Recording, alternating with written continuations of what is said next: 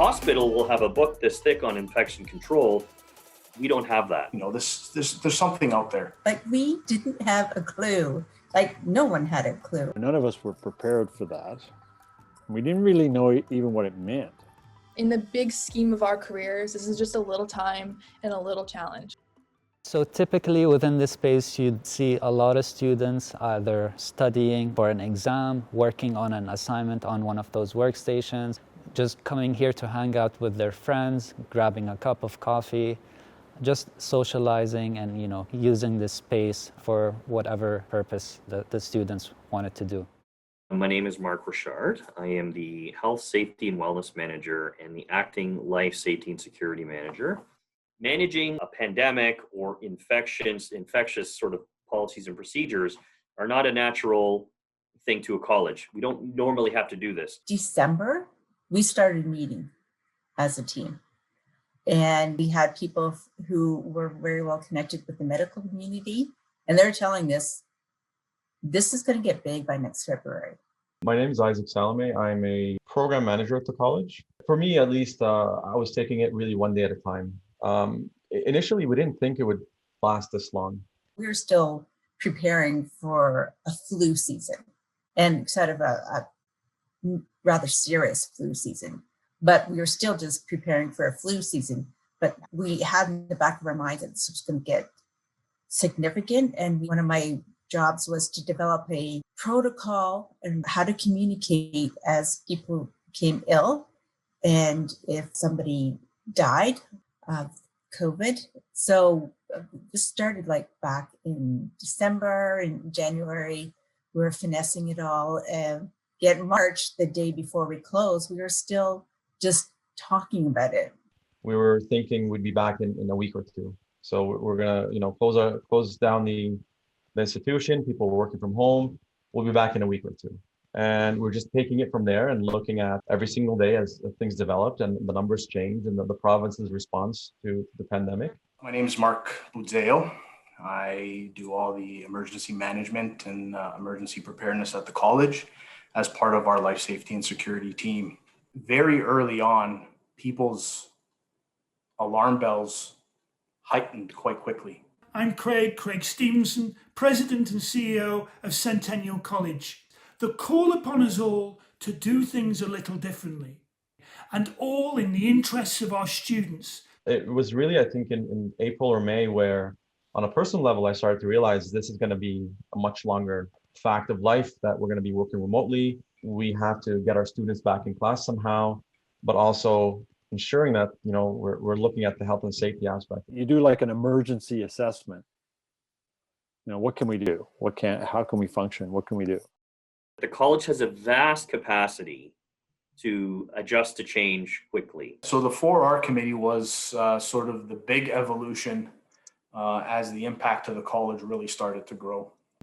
The report and the discussions and the recommendation goes to the 4R steering committee, which consists of our college president and the executive team and the co-chairs and sponsors of those task forces. And myself being a part of the 4R steering committee in the incident management perspective, we go through all sort of high-level executives. They're the folks that are driving and are accountable to the college and bring forward, that guidance and leadership in the academic sense and the business sense. But then you have facets of business continuity, emergency management, academics, campus operations, people operations. So all these concerns, these major concerns that are coming from certain levels of task forces. It's all about the messaging. We've installed brand new signage to guide you through the buildings and the labs. They come to a decision and we log that decision. And we're logging all our decisions in a centralized place so that, people on these task forces can see what was discussed, what was the outcome, what was decided, and the date. And it's accessible. So in an incident management approach, you have all these sort of subject matter experts that have a specific role in order to achieve that end function. It's not the same as being in the room, but there are still mechanisms and they're critical to hear that student voice. As a result, we've really fed in and invested in health and well-being, virtual support groups, and making sure that we've got a fast turnaround on our student support. Well, I bet you didn't think school was going to be like this, did you? Don't worry, you're not alone.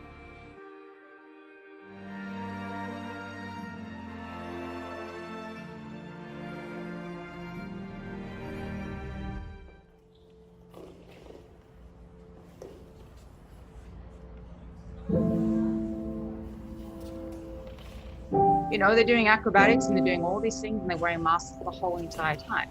You know, so even that is taxing physically. We've had to make a lot of adjustments. Switching to online and not being able to receive the vibes and the emotions, and it kind of makes you question.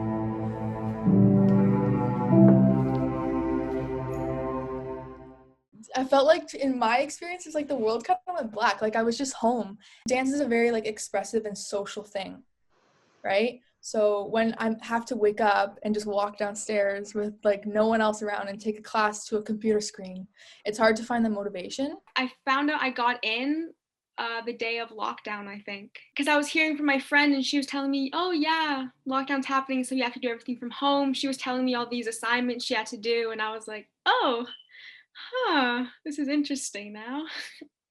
I'm thrown in with all these new people, and yeah, we can talk and we can get to know each other, but we can't really hang out.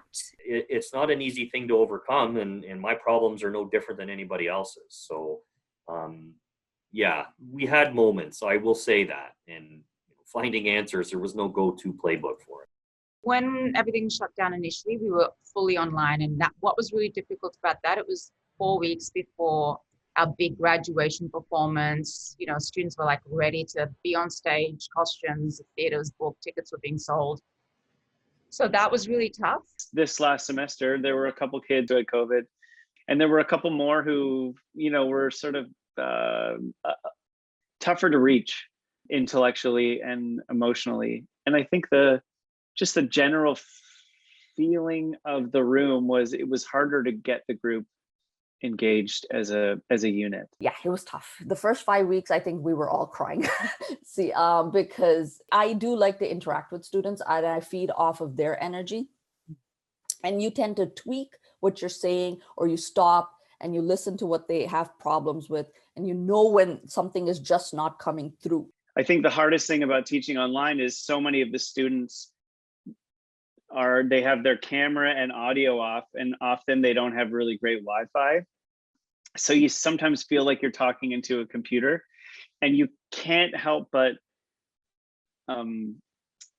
feel connected to the 1 or 2 or 3 or 5 people in your class who have their camera, and you end up they become your favorites. It's a little bit dangerous. Some people literally were not set up to work from home.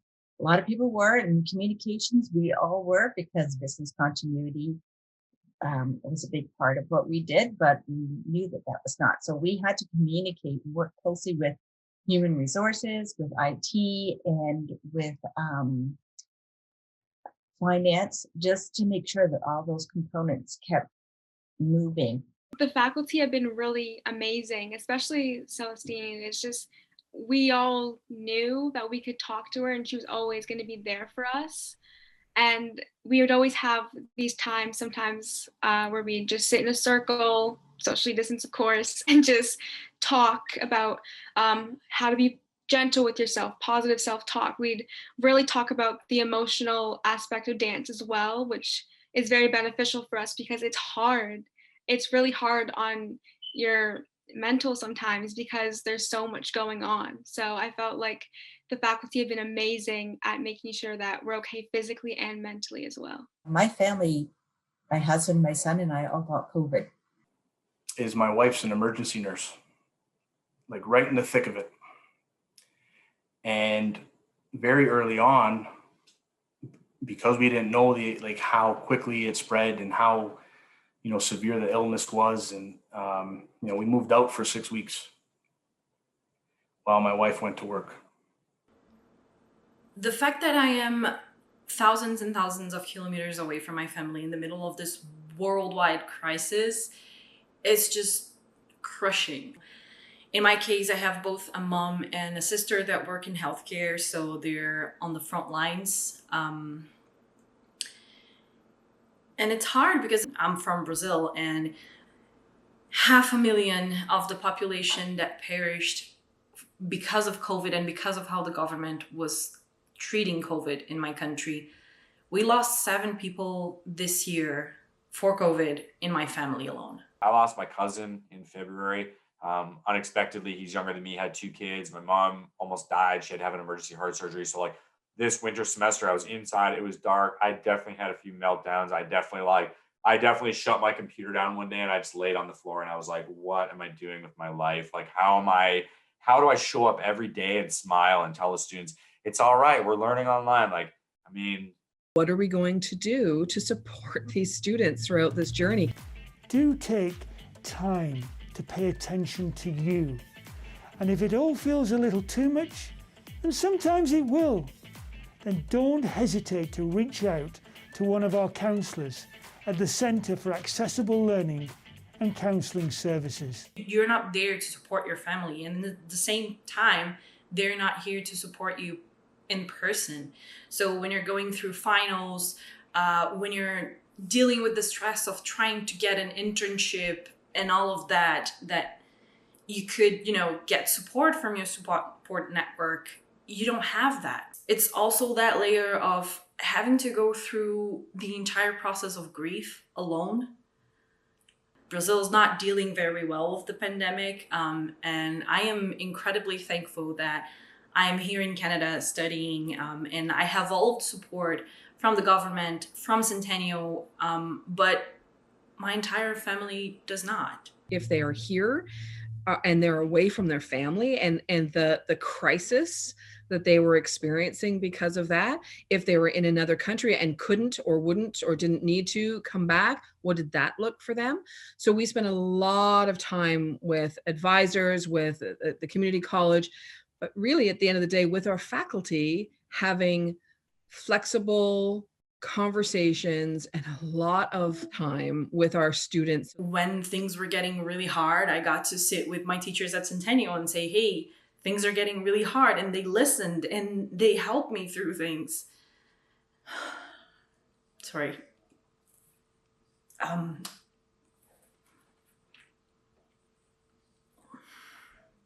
I think that shows a lot that we're all in this together in the end. And I think it made it a little bit easier, because if we didn't have that, we would probably have given up on the dream of living in Canada and graduating in Canada and just given it all up altogether and went back home. Now more than ever, mental illness is like a big thing, and like motivation is what drives us. And if we don't have the motivation, we're not going to be our best selves and our best performers, and we're not going to learn as much. So we've kind of like taken this weird situation and tried to turn it into a positive for the students. Now, this is where most classes used to be, but this semester, all of your courses will be delivered online. Now, online courses can be quite different from in-person classes, but as always, I have lots of helpful tips to share with you as to what you can do. We posted ourselves as community college, right? We are for our community. We want to provide support to folks of Scarborough and East York and all that. What are we going to do that?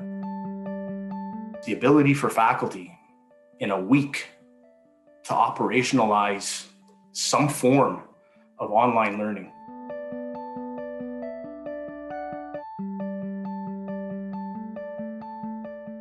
I have to say for this time I was hesitant, but because of the logistics, it's something I even told the kids. I'm like, listen, I know we're all in the same boat. We're all miserable. Nobody wants to sit at home. We all want to be in the lab.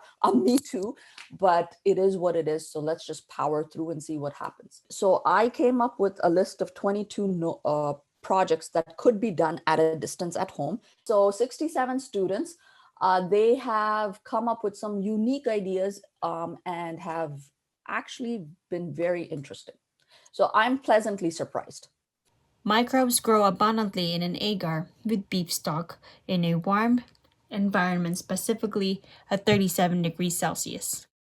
Tea tree oil will prevent mold growth when it's used at a concentration of 0.06 and 0.24% volume per volume in a humid environment at room temperature in the dark. What are you currently reading? The New Bread Basket, Amy Halloran. What superpower would you totally own? Too tough a question. Move on. The college reached out with the resources to say, you can be one of the very first schools to develop entirely online programs. And we said, okay. They wanted to do like 650 videos. So it was going to be about how do we get these things done without them becoming too much of a monster. Everything stopped and I didn't shut down. I live in a kitchen. You can see here. I mean, I don't live in a kitchen, but in my house, I have a fully equipped kitchen for baking, and I do a micro bakery. And the students were just watching, and I would bring the camera over here and I would I've got a 3-year-old who was home at the time because she wasn't in thing. So I would set the camera up here. I'd be showing them how to make bagels. Anybody who is in food and anybody who is in film are always a little surprised to hear what we have done. I spent, I think it was 3.5 months doing those videos in the depths of quarantine. We didn't do a lot of takes. We went fast and we found a way, and they're brilliant. I gained 15 pounds because all the chefs were incredibly generous. We will have 4 semesters of fully online development for an experiential learning program. You're going to be so stressed. It's going to be super hard and you are going to want to quit, but you have to keep pushing and going and showing up, and it will get easier. We want to cook this pizza fast. If we cook it low and slow, we're going to get a crisp pizza, which is good, but it's not what we're going for today. Hey, I'm launching a website. It's not live yet, but for any students that want access, use this login and you can see all the behind the stages of the development. And I'll teach you how you can develop your own website. Or if you want help with your Instagram because you're starting a home cake business, let me know. I'll teach you how to post, what to look for, how to do it, how to digital market. We have close to 700 videos. Look at that, beautiful. My quail is beautifully marinated. And there we go, guys. Simple, easy peasy. I'm Pasquale Palazzo, and I'm a machine shop teacher here at Progress Campus.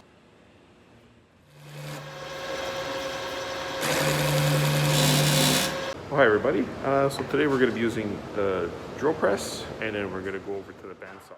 I figured I end the class with these videos, that it's me making their project, so that when they come into class, it's like they got a little glimpse of what to expect. It's like introductory to machine shop.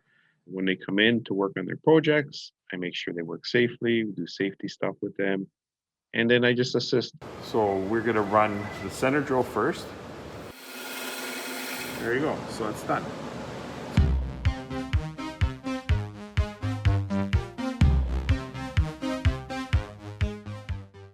When COVID first hit, it happened at the end of our semester last year. The really important thing was to make the learning still be valuable.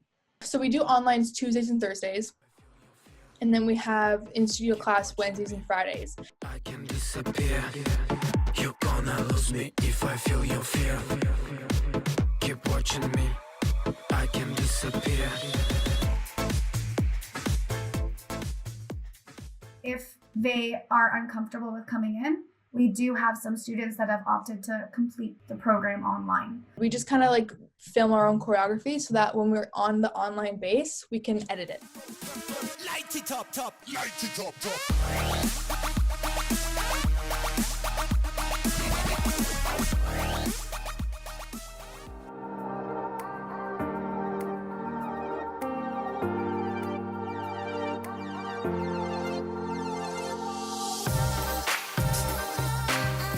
What we did was try to create an environment where it was safe, supported, that it achieved a lot of the same results or learning outcomes that we hope to get.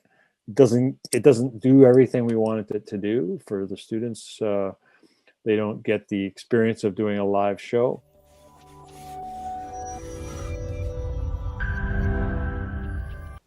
Hey guys, welcome to the journal. Today's show is all about community. So we've got stories. And so it was a little bit funny getting people into the headspace of, no, we're not doing a live production anymore. It's a package production, but we'll make it feel sort of live. The first person in line waiting to get in. Oh, for sure. And It wasn't really a live. It wasn't. We weren't pretending it to be live. We gave it the immediacy of, hosts talking to each other, for example.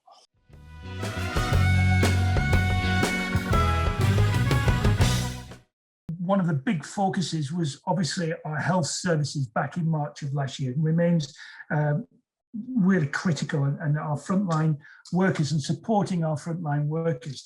And so I wanted to do everything we could to put our energies where they were most needed, besides ourselves. So I've been baking weekly for a community outreach program every Thursday. So I live streamed it for the students. So I set up a live Zoom check-in so that it was optional, so that if the students wanted to watch, they could. And I mean, that's more than just baking. That's a life lesson. We commandeered the 3D printers that we have in various parts of the institution, and then started to design PPE for Scarborough Health Network. Frontline healthcare workers with personal protection equipment, gloves, masks, safety glasses, food security in local neighbourhoods.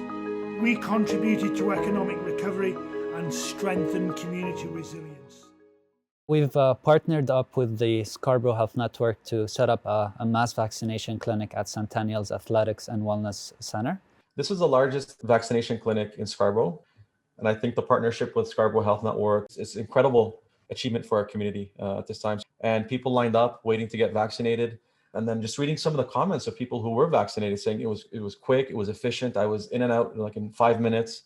It's just really incredible. It's very motivating, and it's an incredible story, I think, for us and the community as well. Where I've got strength from, and where I've kept going, and where I've seen the light at the end of the tunnel is in our community. I mean, it's just been incredibly humbling, and sorry, I didn't know I'd get emotional about this, and I do apologize, but it's there's just so much energy there. Thank you. Thank you for tuning in today as we warmly welcome you back to share with you the measures we've taken to ensure you have a safe and positive learning experience while spending physical time on campus. On a day-to-day basis, we ask the staff and the students to complete the pre-assessment questionnaire, which has been developed in conjunction with the Toronto Public Guidelines. It is a small questionnaire to ensure that the visitors are not showing any symptoms of COVID and they can safe to enter the campus. We are now issuing masks, right? The level 3 masks above that. So those are available. So those types of decisions moving up, how we provide better areas, or how we move through our phases. The absolutely fabulous news is they are applying very strict safety procedures. You will have to wear the required personal protective equipment and follow the lab-specific procedures. I think just based on what we've seen around the world, I am hopeful with the vaccination rollout. I think based on what we've seen in countries where they have gotten quite a bit of their population vaccinated, life has resumed and went back to almost normal.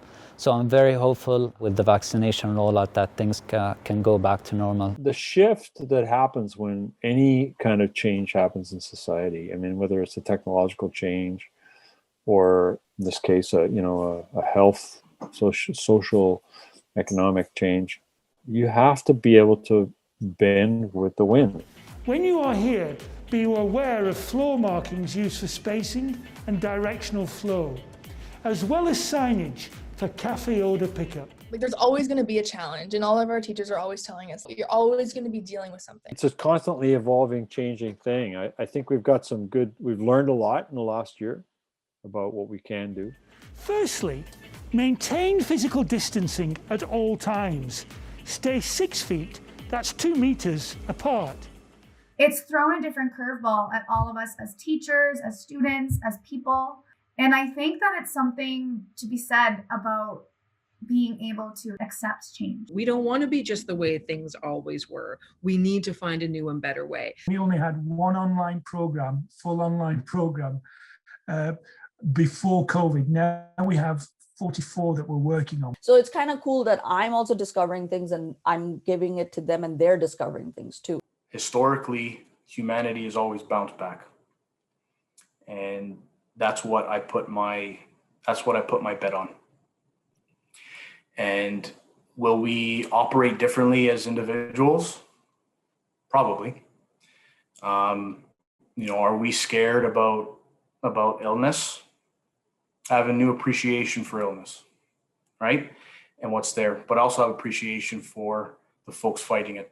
The teams, and it doesn't matter where you look. You look in the schools, you look in the services, you look amongst the executive, or amongst the custodial teams, the facilities. Wherever you look, there has been just so much innovation and change and adaptation, and just really doing it well.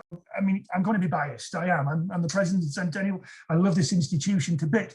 But at the same time, I genuinely believe, and I'll look anybody in the eye and I'll say we've done a darn good job in many respects, and can hold our own amongst other institutions in Ontario and across the country. Whenever someone asks me from my country saying, hey, I have a plan to go to Canada, I want to study, where should I go? I always say, go to Centennial, because if they helped me out, if they supported me so much in the middle of a global pandemic that I had everything to just throw it away and say, I'm going home because I can't take it. But they held my hand and helped me through that. They're going to help you through whatever you're going through. Today is the start of a new beginning, when we learn from last year's lessons and seize this year's opportunities to do the very best by our students, by our communities, and by our nation.